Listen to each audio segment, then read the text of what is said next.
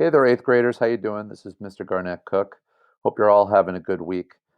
Before I get started, I just want to say to all of you that I've observed that a lot of you have been doing a really good job staying on top of the work that I've been posting for you over the last couple of weeks. And I know that this is a time when there's a lot of distraction and a lot of a loss of structure. And there's a whole bunch of stuff going on right now that could distract a lot of us from being able to focus on work. And I just want to say how impressed I've been by how many of you have stayed focused on your work despite that. We've been spending the last couple of weeks doing case studies of different immigrant groups. The Irish first, the Chinese last week. This week, the focus is going to be the process of being let into this country. We're going to be focusing on that late 19th to sort of early mid 20th century period, focusing on two immigration stations, one being Ellis Island in New York City, and the second being Angel Island in San Francisco.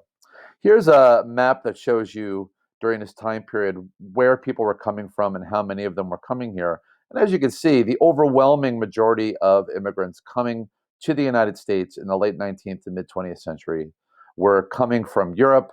They were being processed on the East Coast, and about 60 to 70% of them were going to Ellis Island. A far smaller number of East Asian immigrants, primarily from Japan and China, were coming in on the West Coast. They were going to San Francisco, and many of them were being processed at this place called Angel Island.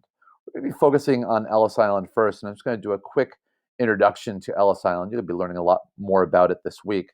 But just a couple of general things.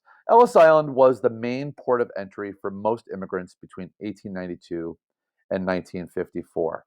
Approximately 12 million immigrants were processed there. The busiest decade was the first decade of the 20th century. At one point, Ellis Island was processing a couple of thousand immigrants a day, which is a large number. So it's a very, very busy place. And I like to tell students when we learn about Ellis Island that Ellis Island was created so that the federal government could get greater control over who was being let into the country. It was, if we were using 21st century lingo, it was a form of border security. That's essentially what it was. And the goal was to make sure that people who were coming into this country weren't either people who had criminal records or people who were potential danger to the United States, people who had contagious disease, and so on and so forth. If you're coming to America during this time period, you're coming over on steamships. And I mean, when I say steamship, I mean ships like Titanic, those commercial vessels that are bringing people across the ocean. And on these big steamships, you had your first class passengers, your second class passengers, and your passengers in steerage. And overwhelmingly, it was poor immigrants who wound up in steerage. Here is a artist's sort of rendering of what that looked like. So your first class passengers are up here. Think Titanic, beautiful dining rooms, lavish conditions, the whole, the works. And then you've got your people in steerage down here who are really packed in tight.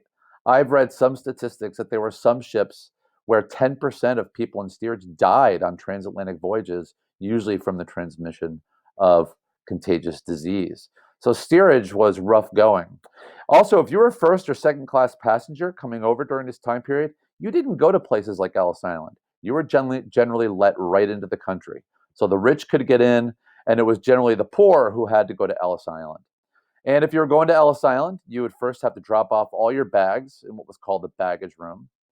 Then, if you were entering Ellis Island, you would reach the stairs that would go up to the main hall. And this was often referred to as the stairs of separation, because this was the first place where, if anybody was suspected of being sick or having some sort of condition that would make them potentially what they would call undesirable, you would be separated out from the rest of the pack and you would be detained.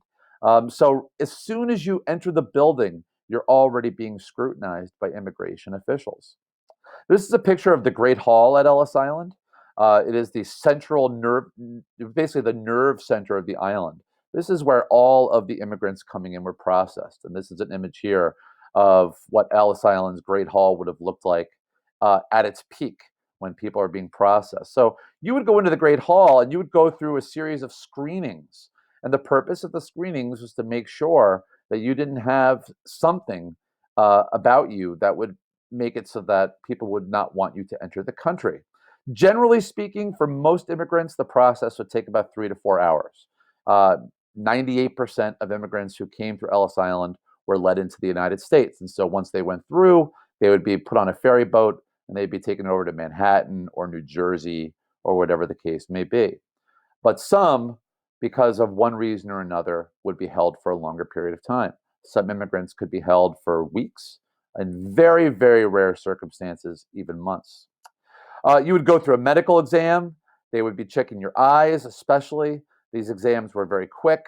They were looking for any clear and obvious sign of contagious disease. That's what they're looking for. And if there was any question of whether or not you had a contagious illness, you were automatically detained for a more comprehensive medical exam. Number one reason you'd be denied entry into the United States: contagious disease. And Ellis Island actually had a whole section of the island that was just the hospital wing, where people who had illnesses were held, sometimes, as I said before, for weeks at a time. You would be given a legal examination. You'd be questioned about a whole range of different things: where you were from, do you have a criminal record, what are your political affiliations, what do you plan to do in America. You'd be given all kinds of questions. This is where the second biggest reason why a person may be detained is if there was something in the legal examination that raised a red flag with immigration officials. Deportation, typically, again, as I said before, would happen if you were suspected of having a contagious disease or not being healthy enough to work, or if there was concern that you were likely to become a criminal or to work illegally in the United States. Angel Island was different. Angel Island was an immigration station, but unlike Ellis Island, people who went to Angel Island were held for much longer periods of time. One of the reasons for this is because many of the people coming to Angel Island were coming from China. And Angel Island, as you'll learn, didn't open for business until 1910. That was a time when the Chinese Exclusion Act was in force. And so people coming from China could be held for long periods of time. There were exceptions to the Chinese Exclusion Act, but you'd be put through a very, very strict screening process at Angel Island. There were also Japanese immigrants who were coming in. And one of the things you'll learn about this week is that people who are at Angel Island could be held there, were much more likely to be held there for weeks and months at a time, as opposed to Ellis Island, where that was a pretty rare occurrence. It was a much more common occurrence at Angel Island because East Asian immigrants were much more closely scrutinized. This is a picture of Angel Island today. So Angel Island basically is in San Francisco Bay. You'll see a picture of it on when you look for the assignments this week that actually show you where Angel Island is in relationship to San Francisco. And this is Ellis Island today. It's in New York Harbor. The Great Hall is this building right here. And over here is the hospital wing. When I actually did a tour of Ellis Island a few years ago, they had this whole section of the island closed. You couldn't go over to the hospital side. I'm not sure if it's open to the public today or not. If you're coming into New York Harbor, you would see the Statue of Liberty, and then right behind the Statue of Liberty would be Ellis Island. Anyway, so you're going to be learning more about these two immigration stations this week. For the Ellis Island work, there's one of the optional assignments is actually to go to a website where you can do an interactive tour of Ellis Island. It's entirely up to you. It is not required that you do that. It's kind of fun. If you're interested in learning a little bit more about Ellis Island in an interactive way, you can do that.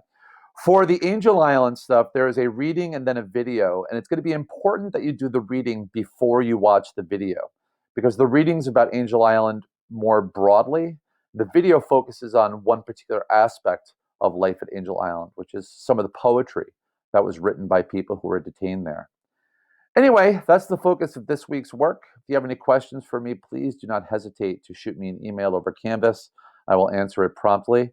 Until then, have a good week, and we'll connect again next weekend. Bye.